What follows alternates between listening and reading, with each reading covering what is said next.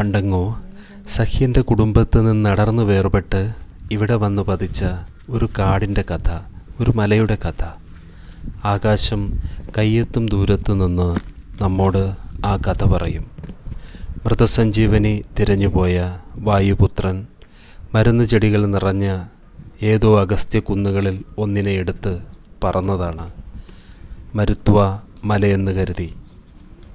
ദീർഘമായ യാത്രയ്ക്കിടയിൽ താൻ എടുത്ത മല മാറിപ്പോയി എന്ന് കരുതി ഇവിടെ അത് തിരിച്ചിട്ടു അത്രേ.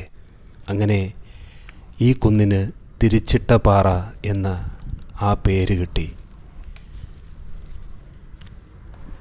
ഐതിഹ്യപ്പെരുമയാൽ ആരാധനാപാത്രമായി മാറുന്ന പ്രകൃതിയെ ഇവിടെ വരുമ്പോൾ നമുക്ക് അടുത്തറിയാനാകും. പവനതനയ സങ്കടഹരന് മംഗളമൂർത്തിരൂപ് രാമലഖന സീത സഹിത ഹൃദയ ബസഹു സുരഭൂപ്.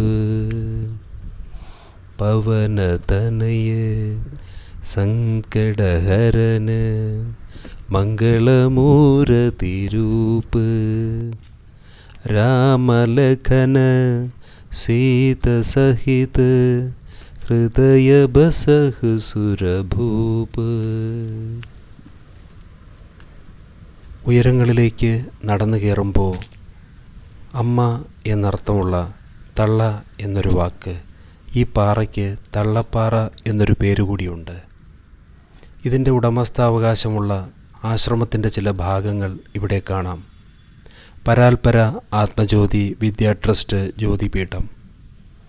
പൗർണമി പൂജാനാളുകളിൽ ഒരു ദിവസം ആശ്രമത്തിന് ചുറ്റും ഭക്തരും നിറയെ പൂക്കളും, പിന്നെ വിളക്ക് ദീപങ്ങൾ മനസ്സിലങ്ങനെ തെളിഞ്ഞു വരുന്നു. പർണശാലയിൽ നിന്ന് സ്വാമിയെ എതിരേറ്റ് അമ്പലത്തിൻ്റെ നടപ്പന്തലിലേക്ക്, പിന്നെ ഒരു ഉത്സവ പ്രതീതിയായി മാറുന്ന ഈ അമ്പലം ആഞ്ജനേയ ക്ഷേത്രം. അങ്ങനെ വർഷങ്ങൾക്ക് പിന്നിൽ പെരുമ പേറി നിലനിന്ന ഒരു ചരിത്രം മനസ്സിൽ തെളിഞ്ഞു മങ്ങി. തള്ളപ്പാറയിലെ ചന്ദന ഉരക്കുഴിയിൽ തളം കെട്ടിക്കിടക്കുന്ന കലങ്ങിയ കണ്ണീർ പോലെയുള്ള ജലം, ഒരമ്മയുടെ കണ്ണുനീർ. ഈ പാറയ്ക്ക് തപിക്കുന്ന ഒരാത്മാവുണ്ട്. കാൽപാദം ചൂടുകൊണ്ട് പൊള്ളുന്നു. അങ്ങ് ദൂരെ നാൽക്കാൽപ്പുരയിൽ അനന്തവിഹായുസിലേക്ക് നാട്ടിയ ദീപസ്തംഭം.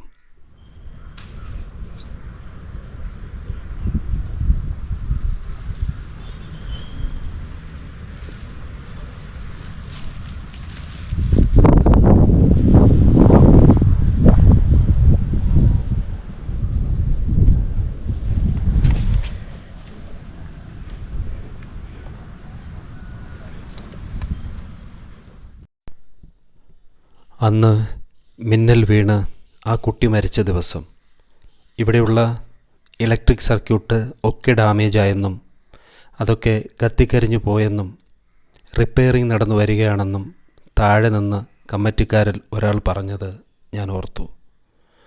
കട്ട് ചെയ്തിട്ട ഇലക്ട്രിക് വയറുകൾ, പിന്നെ എന്തൊക്കെയോ പഴയ ടിന്നുകൾ, കുറേ പഴംതുണികൾ, അതൊക്കെ ഇവിടെ അങ്ങിങ്ങായി ചിതറിക്കിടക്കുന്ന കാണാം. ജീവൻ അവസാനമായി ദാഹിച്ചും പിന്നെ പിടഞ്ഞ് നിശ്ചലമായി ഒരു ശൂന്യതയായി ആരുടെയൊക്കെ ഉള്ളിൽ ഹൃദയം കവർന്ന് പറിച്ചെറിഞ്ഞ വേദനയായി മാറിയ ഓർമ്മകൾ പേറുന്ന ഒരു പ്രകൃതി മൂകമായി തന്നെ നിന്നു. ഒരു ഇല പോലും ഇതിന് ചുറ്റും അനങ്ങാതെ.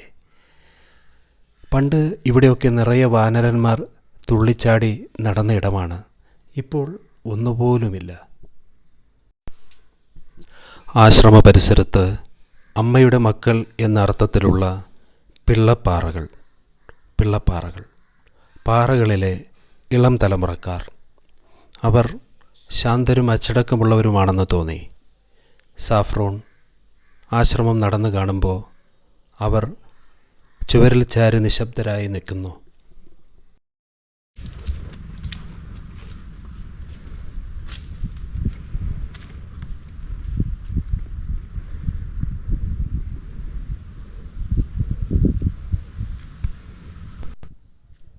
ആ ജലത്തിൽ പ്രതിബിംബിക്കുന്ന മേഘചിത്രങ്ങളിൽ കരഞ്ഞ് പിണങ്ങി കമിഴ്ന്നു കിടന്നുറങ്ങുന്ന ഒരു കുട്ടിയെ കണ്ടു. എപ്പോഴും പറയുന്ന പോലെ എൻ്റെ ഹാലൂസിനേഷൻസ്, വെറും ഓർമ്മചിത്രങ്ങൾ. ആ ഗുഹയ്ക്കുള്ളിൽ ഒരു ശിവലിംഗമുണ്ട്. അതിലേക്ക് നടന്നിറങ്ങാൻ പടികളുണ്ട്. കരിങ്കല്ലിൽ കൊത്തിമിനുക്കി പണിതീർത്ത ശാന്തഗംഭീര ഭാവത്തിലുള്ള ഒരു ക്ഷേത്രം. മുളങ്കാടുകൾ കാറ്റിൽ പാടുന്ന ഭജൻ കേൾക്കുന്നു. വീണ്ടും ഭക്തകവി തുളസീദാസിൻ്റെ ചാലിസ ചെവിയിൽ മുഴങ്ങുന്നതായി തോന്നി.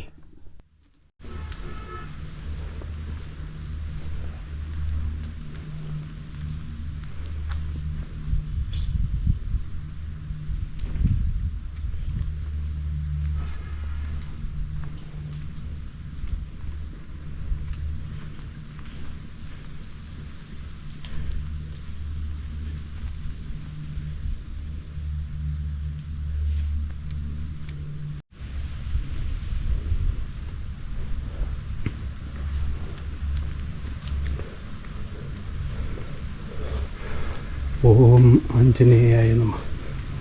ഓം നമഃ ശിവായ.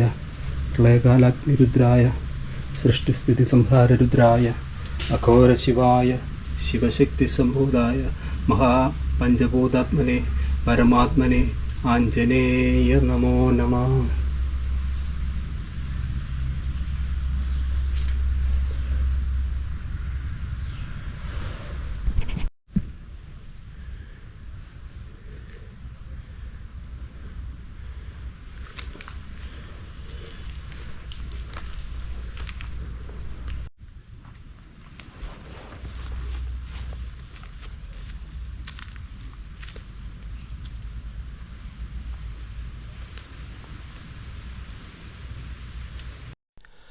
ആ അമ്പലവും പരിസരവും തപസ്സിൻ്റെ സങ്കേതമാണ്. അവിടെ ഏറെ നേരം ഇരിക്കാൻ മനസ്സു കൊതിച്ചു. ഇതിൻ്റെ അപ്പുറത്ത് രൗദ്രഭാവത്തിൽ മറ്റൊരു മൂർത്തിയുണ്ട് എന്നറിയാം, നെഞ്ചു പിളർന്നു നിൽക്കുന്നത്. അവിടെ അസമയത്ത് പോയില്ല. പോകരുതെന്ന് മുത്തശ്ശി പറഞ്ഞു. അത് കളിയല്ല. മനഃശുദ്ധിയും ശരീരശുദ്ധിയും സമയശുദ്ധിയുമുണ്ട്. കാവു തീണ്ടുമ്പോൾ സൂക്ഷിക്കണം. സമയം കാത്തുവെച്ച നിധി പോലെ മുന്നിൽ തെളിയുന്ന ലാവണ്യവതിയായ വിശ്വസുന്ദരി, അകലങ്ങളിലേക്ക് വ്യാപിക്കുന്ന സൗന്ദര്യത്തിൻ്റെ ആത്മഗന്ധം, കാറ്റായി പ്രകാശമായി പ്രപഞ്ചത്തിലേക്ക് പടരുന്ന ജീവൻ്റെ തുടിപ്പ്. എൻ്റെ ഹൃദയം ഉന്മത്തമായ ആനന്ദത്തിൻ്റെ ഏതോ കരസ്പർശം അറിയുന്ന പോലെ തോന്നി. ഈ സൗന്ദര്യമാണ് ശരിയായ ഭക്തി. കുന്നിൻ്റെ ശീർഷത്തിലെ തപിക്കുന്ന ചൂടിന് കാറ്റ് സാന്ത്വനമായ പോലെ. ആനന്ദചിന്മയ ഹരേ ഗോപികാരമണ, ഞാനെന്ന ഭാവമതു തോന്നായിക വേണമിഹ. തോന്നുന്നതാകിലകിലം ഞാനിതെന്ന വഴി, തോന്നേണമേ വരദ നാരായണായ നമ. ഞാനെന്നും എൻ്റേതെന്നുമുള്ള ഭാവം തോന്നാതിരിക്കണം. അങ്ങനെ ഒരേ സമയം അങ്ങനെ തോന്നുന്നതായാൽ ആ തോന്നൽ ഇക്കാണായ ലോകങ്ങളൊക്കെയും ഈശ്വര സ്വരൂപമാണെന്നും അത് ഞാനെന്നും തോന്നണം. പാറയ്ക്ക് ചൂട് കൂടിക്കൂടി വന്നു. കാറ്റ് വീണ്ടും നിശ്ചലമായി. സൗന്ദര്യത്തിൻ്റെ വിശാലമായ പ്രത്യയശാസ്ത്രം മുന്നിൽ തെളിഞ്ഞു നിന്നു. നഗരങ്ങളും ഗ്രാമങ്ങളും കുഞ്ഞു കുഞ്ഞു പൊട്ടുപോലെ ദൂരെ കണ്ടു. വീണ്ടും നടന്നെത്തിയത് ദുരൂഹത തളം കെട്ടിക്കിടക്കുന്ന വറ്റാത്ത ആ കണ്ണീർ കുളത്തിലേക്ക്. ചരിത്രം കാഴ്ചഭംഗിയെ മറയ്ക്കും. നമുക്ക് ദൃശ്യഭംഗിയിലൂടെ മാത്രം സഞ്ചരിക്കാം. ഒന്നും വായിച്ചെടുക്കാതെ ഓർമ്മകളോട് പോയി തുലയാൻ പറയാം. ചന്ദനം ഉരച്ച് കുഴിയായി മാറിയെന്ന് വിശ്വസിക്കുന്ന ഉരക്കുഴിയിൽ പച്ചപ്പ് പടർത്തുന്ന ആൽഗകൾ. കരിങ്കല്ലുകൾ പെറുക്കിയെടുത്ത് അതിരുകെട്ടി ആ വട്ടക്കുളത്തിനരികിൽ വളരെ മനോഹരമായി ഒരു ഭിത്തി ചേർത്തിരിക്കുന്നു. അവിടെ കുറച്ചുനേരം നിന്നു. കഥ പറയുന്ന കുളം, അതിൽ ഒരിക്കലും വറ്റാത്ത നീരുറവ. ഒരു സ്വപ്നാടനം പോലെ തോന്നി. അത്രയ്ക്ക് ഗോപ്യമായ ഭംഗി. 1000 വട്ടം വന്നുപോയാലും കൊതി തീരാത്ത ഭംഗി. അകലങ്ങളെ പ്രണയിക്കുന്ന തിരിച്ചിട്ട പാറ കത്തി നിൽക്കുന്ന മധ്യാഗ്ന സൂര്യനിൽ തിളങ്ങി. മനസ്സ് ഭക്തിയിൽ നിറഞ്ഞു. ഇവിടെ കാഴ്ചകൾ കാണാനും വിനോദത്തിനുമായി വരുന്നവർ അമ്പലത്തിനകത്തും ആശ്രമത്തിലും പ്രവേശിക്കാതിരിക്കുന്നതാണ് ഉചിതം എന്ന് നാട്ടുകാർ പറഞ്ഞു. ശരിയാണ്. ആത്മപ്രതിഷ്ഠ പോലെ പവർഫുള്ളായ ഒരു മൂർത്തി സ്വരൂപം അവിടെയുണ്ട്. അവിടെ ഞാൻ അമ്പലത്തിലൂടെ ജപിച്ചുകൊണ്ടാണ് നടന്നത്. രാം രാം രാം ശ്രീരാം.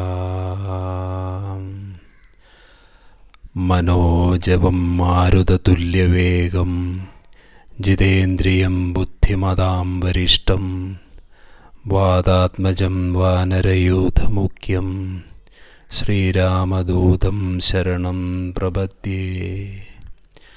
രാം രാം രാം ശ്രീരാം.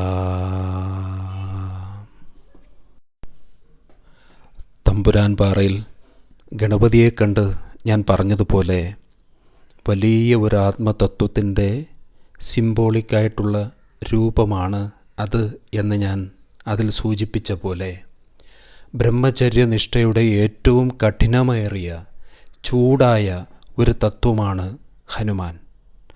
ആ അറിവിൽ തന്നെ നിറഞ്ഞ ഭക്തിയോടെ ഞാനും എൻ്റെ പ്രിയ പ്രേക്ഷകരും അങ്ങയുടെ തിരുസന്നിധിയിൽ വന്നു.